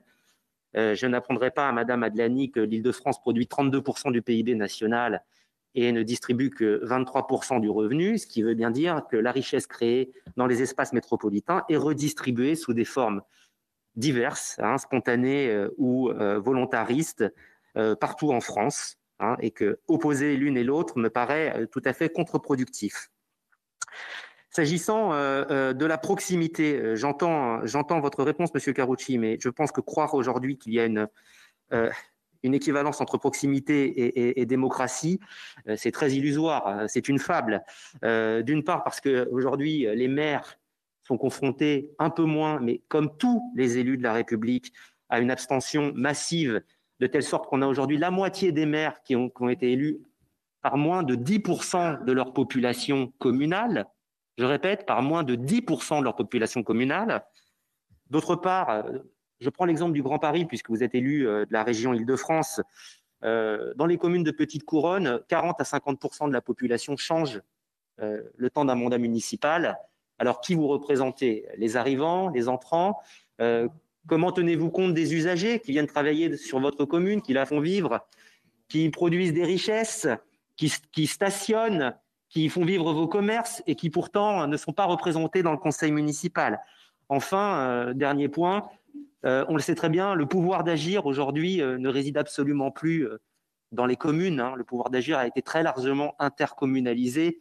Les moyens des politiques publiques sont à l'échelle intercommunale et pour le coup, en matière de représentativité, de démocratie locale, on ne peut pas dire qu'on a un fonctionnement tout à fait satisfaisant. Je vais terminer par les remarques de M. Arnaud, que je trouve tout à fait justes. La France sort de deux crises majeures, absolument fondamentales, les gilets jaunes et la crise de la Covid. Les deux crises nous interrogent profondément, en effet, sur notre modèle territorial. Je partage tout à fait cette vision, et elles ont conduit à ce que j'appelle, moi, une incantation territoriale, c'est-à-dire à remettre au premier plan, sans doute des choses, et ça j'en conviens tout à fait, qui ont été laissées de côté à tout le moins dans le discours, dans le récit national des politiques publiques. Dans les engagements techniques et financiers de l'État, c'est autre chose. L'État n'a jamais abandonné les territoires, ni les territoires ruraux, ni les franges périurbaines. Mais dans le récit et dans l'attention qui était portée, c'est évident que je pense que là, il y a eu un balancier qui est allé trop loin. Et ces deux crises ont remis au premier plan, finalement, des vertus. Je suis entièrement d'accord, de la solidarité sociale, la solidarité territoriale, le rapport aux espaces ouverts, un rapport aussi à la nature, bien sûr, qui s'est exacerbé. Moi, je dis juste attention. Le territoire ne peut pas être envisagé comme une simple valeur refuge où on serait en quelque sorte à l'abri de la modernité, à l'abri des bruits du monde. Aujourd'hui, les évolutions socio-économiques concernent tous les territoires, y compris les territoires ruraux, y compris Issoudun, y compris le nord du Berry. Quand on est frappé par une fermeture d'usine dans un cadre de compétition mondialisée, eh bien, évidemment qu'on est confronté localement à des effets extrêmement dramatiques. Mais le global, aujourd'hui, est dans le local. Les territoires, y compris les territoires les plus ruraux, dans les Hautes-Alpes, accueillent des ménages qui sont mobiles, qui sont biactifs, qui parfois travaillent dans les métropoles voisines, qui voyagent. Donc, il faut faire attention à ne pas tout mélanger. Je pense qu'aujourd'hui, on est dans une société, encore une fois, de mobilité, d'interdépendance. Et de cette façon, si on périmètre trop, si on rigidifie trop nos catégories de pensée, je pense qu'à nouveau, on se heurtera à des désillusions. Donc, je termine sur vous avez compris, mon cheval de bataille. En effet, la loi 4D arrive. Alors, moi aussi, je suis déçu, je vous rassure. Mais je ne suis pas déçu du tout par le fait qu'elle n'attribue pas telle ou telle compétence à telle ou telle institution. Vous l'avez compris, moi je pense que cette façon de faire avec des listes et des précarés, elle est totalement dépassée. Dans la crise de la Covid, on a eu besoin autant des capacités de réanimation exceptionnelles des CHU métropolitains que des maires ruraux qui en effet ont été capables d'aller chercher des masques et de les distribuer à leur population. Donc qu'est-ce qu'il faut? C'est que ces gens travaillent ensemble à toutes les échelles. Vous évoquez des solidarités. Il y a des solidarités de fait entre les grandes métropoles et les espaces ruraux. Il y a des solidarités de fait entre les littoraux et les montagnes. Il y a des solidarités de fait entre les centres-villes et les espaces périurbains.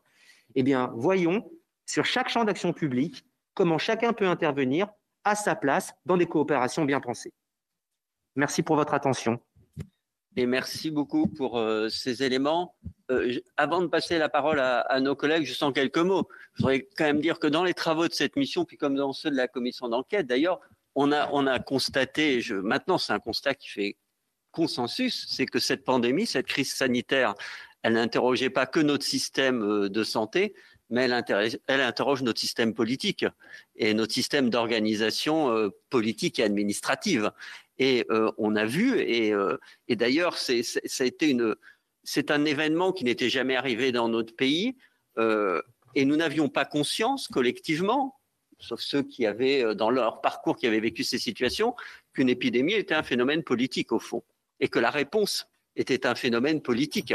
Et donc, il est bien normal que tous les échelons du pays, en fonction de ce qu'ils ont vécu, des carences qu'ils ont constatées, et des actions qu'ils ont menées, on voit comme elles sont riches à l'échelle des différents niveaux des territoires, disent mais cette conception française où la santé est uniquement une compétence d'État quasiment, et où en plus on a un État très vertical, très en silo, les constats qui sont faits depuis longtemps, qui avaient amené à une première étape de la décentralisation il y a 40 ans, qu'a rappelé André Léniel, qui amène à ce que il y a même une forme de consensus dans le monde politique pour réclamer une nouvelle étape de la décentralisation, de nouvelles libertés locales. Donc maintenant, nous sommes autour de la table en démocratie pour discuter justement de savoir comment mener cette nouvelle étape, et avec ce second constat que vous avez fait et que nous avons aussi collectivement fait, c'est qu'il n'y a pas qu'une question descendante, mais il y a une question d'articulation entre les acteurs. Et ça a été très largement analysé aussi. La qualité de cette articulation entre les acteurs fait la qualité de la décision et de l'action territoriale. Mais quand vous avez autour de la table, dans cette articulation, un acteur qui a tous les pouvoirs et l'autre qui n'en a aucun, on ne pose pas les bonnes conditions d'une articulation satisfaisante. C'est donc bien cet ensemble que l'on affronte, et le premier rendez-vous législatif, c'est la loi 4D. Donc on s'y confronte et on va faire en sorte d'améliorer évidemment ce qui nous est proposé actuellement. Je vais passer la parole à nos collègues, donc en commençant par Laurence Cohen, qui est en visioconférence avec nous. Oui, pour bonjour. poser ces questions. Donc bonjour Monsieur le Président, bonjour mes chers collègues et bonjour messieurs. D'abord pour vous remercier pour vos propos, parce que je pense qu'effectivement ils nourrissent notre réflexion en tant que parlementaire et en tant qu'élu de terrain, et que c'est bien d'avoir effectivement aussi des avis qui peuvent être divergents, parce que c'est par la confrontation qu'on arrive, pour ma part, à s'enrichir. Avant de poser, j'ai deux questions. Je voudrais quand même une petite interrogation vis-à-vis de l'organisation de cette audition, parce que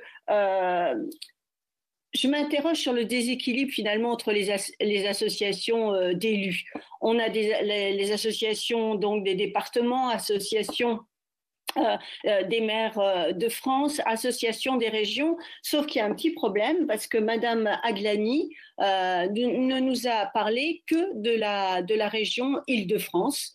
Et j'attire votre attention, moi j'aurais aimé qu'on parle des régions en général, d'autant que nous sommes à 7 semaines d'élections, 6 semaines et demie des élections départementales et régionales, et que je trouve que c'est un sacré déséquilibre dans la campagne électorale, parce qu'à ce moment-là, on peut inviter aussi tel ou tel département. J'appartiens au Val-de-Marne, et bien à ce moment-là, on va inviter Christian Favier qui va montrer tout ce qu'il a pu faire pendant cette crise. Donc on voit bien là quand même le déséquilibre. Moi, je veux avoir une vision en tant que parlementaire des régions. Après, si on fait effectivement un flash sur la région Île-de-France, c'est une région que je connais bien. J'ai eu 2 mandats régionaux à partir de 2004. Donc voilà, mais pas là, j'ai trouvé qu'il y avait un déséquilibre. Et du coup, d'ailleurs, ça rejoint ce qu'a dit à un moment Monsieur Delpirou quand il dit que pendant cette crise, il y a eu parfois des couacs et des rivalités au niveau d'un certain nombre de choses parmi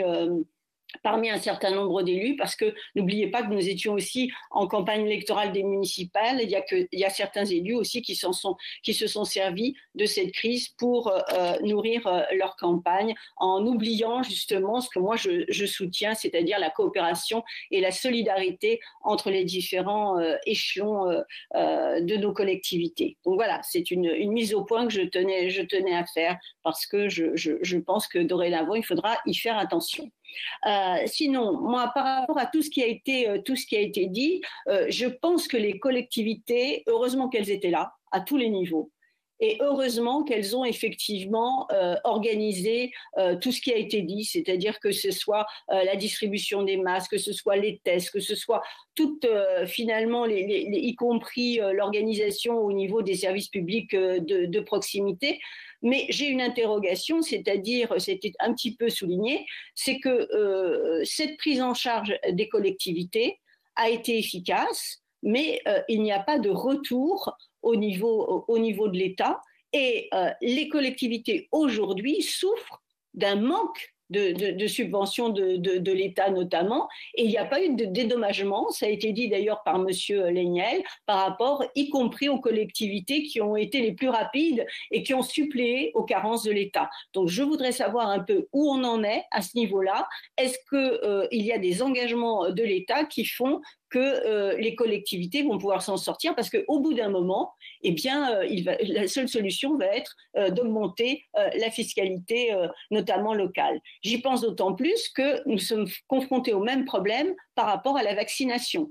Aujourd'hui, les collectivités, là encore, suppléent au niveau de l'organisation en faisant en sorte qu'il y ait donc des centres de vaccination de proximité, mais aussi des vaccinodromes, etc. Mais ça demande une mobilisation extrêmement importante des services, par exemple, des départements, etc. Et donc, là encore, une mise à l'épreuve des collectivités sans qu'elles puissent avoir des fonds qui sont des fonds pérennes. Donc, j'aimerais avoir un point important là-dessus. Et puis, la dernière chose que je voudrais donner, toujours au niveau de la vaccination, on est quand même face aujourd'hui encore en France à un déficit de doses. Un déficit de doses qui fait que finalement, il y a 10% de la population des Françaises et des Français qui aujourd'hui sont vaccinés. On est loin du compte si on veut arriver à une immunité telle qu'on la voudrait, qui est de 70%. Donc ça pose aussi des problèmes aux collectivités, singulièrement aux maires, mais pas que aux maires, parce que effectivement, pour pouvoir ouvrir des centres, pour pouvoir être au plus près des populations, il faut recevoir les doses en nombre suffisant. Donc là aussi, est-ce que vous avez un calendrier particulier et quelles sont vos propositions? Moi, au niveau de mon groupe, évidemment, on a des propositions pour faire en sorte qu'il y ait une production qui puisse être libérée, et, notamment avec la levée des brevets, mais c'est un autre débat. Donc merci, Monsieur le Président, et merci d'avance pour vos réponses. Merci. Évelyne Renaud-Garabédian. Merci, Monsieur le Président. Je vais me détacher un tout petit peu de votre débat et je voulais vous parler d'un sujet différent. Je constate que la pandémie, les différents confinements ont appauvri une partie non négligeable de la population. D'après l'Observatoire des inégalités, plusieurs centaines de milliers de personnes auraient basculé dans la pauvreté, d'après mes chiffres, 1 million d'après certains organismes. Est-on véritablement en mesure, pour simplifier, de repérer géographiquement ces inégalités avec des régions plus touchées que d'autres? Ou bien est-ce une crise qui touche tous les territoires? Certains secteurs sont plus concernés que d'autres. Le tourisme, par exemple, qui est un des secteurs aujourd'hui les plus sinistrés. Si l'on prend une région comme la Corse, dont un tiers du PIB dépend du tourisme, comment peut-on envisager une relance pour ce territoire en particulier? Et quels sont ceux qui auraient le plus besoin d'attention? Merci de vos réponses. Merci. Et j'invite notre collègue Evelyne Renaud-Garabédian à participer à la table ronde suivante qui portera sur cette question des spécificités territoriales d'ailleurs. Donc, elle est en avance sur nous en fait. C'est une précurseur. Et la parole est maintenant. Merci Evelyne Renaud-Garabédian. La parole est à Sylvie Robert. Oui, merci Monsieur le Président. Bonjour à toutes et à tous. J'aurais aimé prolonger le débat de Monsieur Delperio, lui dire que les solidarités interterritoriales sont déjà à l'œuvre. Je suis en Bretagne, c'est pas une spécificité, mais je peux vous dire que les contrats de réciprocité, la question du milieu urbain, milieu rural, tout ça, on le travaille et je crois que nous sommes aussi dans une enceinte, Parlement, du Sénat, où nous sommes en capacité d'ouvrir nos logiciels et en tout cas de modifier nos paradigmes. C'est ce qu'on fait à longueur de temps et je crois que l'année qui vient de se passer nous y oblige. Et nous y oblige, comme vous aussi, universitaires, lorsqu'on est un architecte, un maître d'œuvre, lorsqu'on pense les formes d'habiter, je crois qu'il y a beaucoup de réflexions en cours aujourd'hui et qui doivent être en tout cas partagées. Et je suis toujours très attachée à la collaboration entre les élus et les universitaires. Voilà, je commençais très simplement par ça, parce qu'on pourrait continuer à disserter sur ces sujets extrêmement intéressants. Je voudrais simplement poser une question à nos invités, une question qui va arriver très très vite et qui a des impacts forcément territoriaux et qui de toute façon va impliquer les collectivités territoriales. Nous allons avoir dans quelques jours le projet de loi sorti de l'urgence sanitaire où un élément que nous avons déjà évoqué ici dans cette enceinte et dans cette mission d'information a déjà été donc évoqué, c'est le pass sanitaire. Le pass sanitaire, ça va être important parce que forcément, il pose plein de questions. Des questions éthiques jusqu'aux questions organisationnelles. Et ils vont aussi poser des questions, je dirais, directement liées aux collectivités territoriales, car ça va concerner le sport, la culture, le tourisme, les grands événements. Et l'idée chemine que ce seraient les préfets qui, à un moment, détermineraient la jauge pour autoriser ou pas un pass sanitaire lors de grandes manifestations, mais justement dont la jauge ne sera plus déterminée après le 30 juin, puisque ça n'est plus dans les 1000 ou les 5000, il se pose beaucoup de questions. Donc, au-delà de ça, je voudrais vraiment avoir l'avis de nos invités sur ce pass sanitaire, parce que d'abord, ça va impliquer beaucoup la question territoriale, du retour à une forme de vie sur les territoires, d'implication des acteurs, qu'ils soient économiques ou autres. Mais ça va aussi impliquer les collectivités territoriales sur la responsabilité parfois juridique, voire pénale qu'elles vont avoir lorsqu'elles sont actionnaires d'une SPL qui va ouvrir un grand équipement avec beaucoup de personnes. Je voudrais avoir, au-delà des questions éthiques, puisque le gouvernement vient d'intégrer donc hier à l'Assemblée nationale un amendement conditionnant l'ouverture de certains lieux à ce pass sanitaire. Je voudrais donc avoir votre avis sur cette question. Merci à vous. Alors, merci à mes collègues pour leurs questions. Donc, avant de vous passer la parole pour des réponses qui doivent être extrêmement brèves, car il nous reste quelques minutes, donc je vous demanderai pour le coup de parler 1 minute chacun, pas plus, et ce sera votre conclusion. Je voudrais dire juste à Laurence Cohen que concernant Région de France, la personne qui devait intervenir pour des raisons indépendantes de sa volonté et de la nôtre, bien sûr, a dû se décommander hier. et que Madame Adlani a accepté en dernière minute, si je puis dire, de bousculer son agenda pour représenter Région de France. Et après, ses propos, comme ici, toujours sont libres, comme sont libres les commentaires de chacun de nos collègues. Voilà. Mais c'est ainsi que ça s'est passé et il ne nous appartient pas, évidemment, au Sénat, quand nous organisons une table ronde, de choisir les représentants de telle ou telle organisation voilà, qui participe à cette table ronde. Voilà, je passe la parole. Et bien justement, on va faire dans l'ordre inverse à Farida Adlani pour sa conclusion en 1 minute. Merci. Sur la question du pass sanitaire, c'est effectivement une question pertinente et une question intéressante, d'autant que, encore une fois, la région de France a été particulièrement impactée et le tourisme, on le sait, avec la région capitale, eh bien, est un drame financier, économique pour nombre de commerces.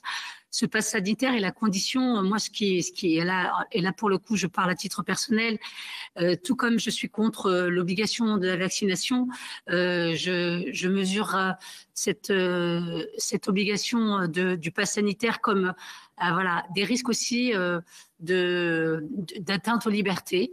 Mais en même temps, je comprends une volonté d'ouvrir la culture, les lieux. C'est toute la nécessité et la cohérence de la pédagogie, de la concertation anticipée, de la consultation. Et enfin, vous dire que vous avez pointé du doigt toutes les innovations. Alors, je ne sais plus qui a parlé des innovations et de tout ce qui a été mis en place par les collectivités, notamment sur la précarité. Effectivement, les CCAS ont débordé d'appels avec des personnes qui n'étaient pas forcément dans les radars. Donc, avec cette crise sanitaire, va laisser place à une crise aussi sociale qui existe déjà. Et je pense qu'effectivement, il est important de faire un retour d'expérience de tout ce qui a été mis en place partout en France. Merci beaucoup, Monsieur Delpirou. Juste pour renvoyer à une étude récente de l'INSEE sur les conséquences, on va dire, sociales de la crise sanitaire. Moi, je l'ai lu rapidement. On retrouve malheureusement les ménages ou les individus déjà pauvres avant la crise, donc les familles monoparentales, les étudiants, les personnes âgées isolées. Au plan territorial, c'est plus difficile à analyser. Là aussi, des espaces déjà en difficulté, comme certains espaces du rural isolé, quelques périphéries de grandes métropoles, et puis la question des régions touristiques, mais on y reviendra. Ça me permet juste de dire qu'il faut différencier aujourd'hui la richesse et pauvreté sociale et territoriale. On peut être riche dans une région pauvre ou pauvre dans une région riche, ce qui complique la lecture des inégalités et les dispositifs qu'on met en place pour y répondre. La Bretagne, oui, nous avons dans le cadre de la mission Terra Nova accueilli votre vice-présidente. Les initiatives en matière de réciprocité sont extrêmement intéressantes. Malheureusement, pour l'instant, c'est un peu une couche en plus dans l'action publique. Nous, ce qu'on souhaiterait, c'est en faire un principe directeur de l'action publique territoriale, la réciprocité. Et sur ce point, je dirais que vous avez parlé de large consensus. Il y a quand même un large consensus dans les milieux académiques et dans les milieux des techniques aussi, c'est-à-dire les DGS, DGA, des collectivités. Voilà. Je me permets juste de dire que bien sûr, on est là aussi en tant que chercheur avec beaucoup d'humilité et qu'on peut avoir des biais cognitifs comme tout un chacun et qu'on est là pour les confronter avec vos retours. Merci encore. Merci beaucoup, Monsieur Delpirou. Monsieur Monzani.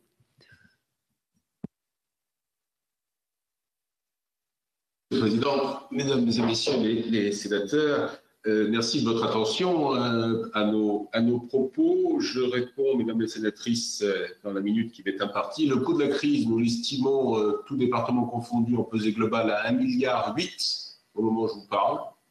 Pas de compensation, puisque nous avons une clause de sauvegarde pour les DMTO, mais qui ne fonctionnait pas en fait. Nous avons une réunion avec d'ailleurs la représentation du Sénat qui sera dans cette réunion pour essayer de voir comment avoir ce que nous demandons, c'est-à-dire une garantie contre le terrible effet ciseau qui tiendrait à l'écart entre nos dépenses, notamment sociales, et nos ressources. Le coût de la crise est évidemment différent selon les territoires, mais surtout les territoires, M. le maître de conférence l'a dit, n'ont pas le même niveau de richesse. Et vous savez d'ailleurs que l'ADF a mis en place, avant même la crise, et on l'a maintenu, un système de péréquation horizontale à hauteur de 1,6 milliard, qui est très précieux, notamment pour nos amis ruraux. Un indicateur, au moment où je vous parle, là aussi, nous avons une hausse du RSA, tout territoire confondu, en moyenne de plus 7% sur une année.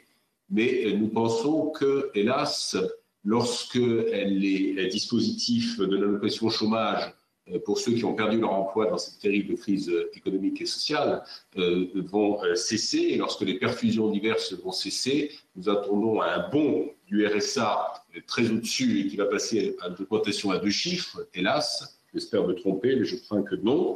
Et je vous rappelle, mesdames et messieurs les sénateurs, vous le savez parfaitement, que nous n'avons plus, nous, les départements de fiscalité à notre main, ce qui pose quand même un vrai problème pour faire face à cette situation et à un effet ciseau qu'on craint beaucoup, notamment dès l'année prochaine, dès 2022. Pour le pass sanitaire, nous n'avons pas eu de décision de bureau à l'ADF. Sur le principe, beaucoup de mes élus et moi-même, mon point de vue personnel apporte peu, ne voyons pas d'obstacle majeur au principe lui-même. Il y a certaines destinations où si je n'ai pas mon vaccin contre la fièvre jaune, je ne peux pas débarquer de l'avion. Donc ça peut tout à fait être logique. Et au pays de Pasteur, il n'est pas illogique de faire des passes sanitaires. Quant à la bonne articulation, il est évident que si c'est les préfets qui décident, il faut que les préfets, je citais Olivier Guichard tout à l'heure, préfet qui représente l'État, le gouvernement et son territoire, le fassent évidemment en étroite concertation. Et si j'étais encore préfet en poste, bien évidemment, si j'étais préfet de l'Indre, cher André Léniel, j'irais, s'agissant des jauges, voir le maire, et j'aurais la faiblesse de penser, surtout si je suis dans l'Indre depuis peu de temps, que monsieur le maire d'Issoudun a une connaissance fine de son territoire. Et même si c'est moi qui prends la décision officiellement, je prendrai le chiffre d'André Léniel. Je ne dis pas ça par sympathie et amitié pour lui, je dis ça parce que c'est la bonne pratique du bon préfet. Alors, j'espère que le collègue continue à fonctionner comme cela. Il y a, Madame la sénatrice, vous avez évoqué un mot essentiel, mais ce sera un autre débat. Il y a tout le problème de l'épée de Damoclès du pénal, qui pèse à la fois sur l'exécutif et sur les exécutifs locaux.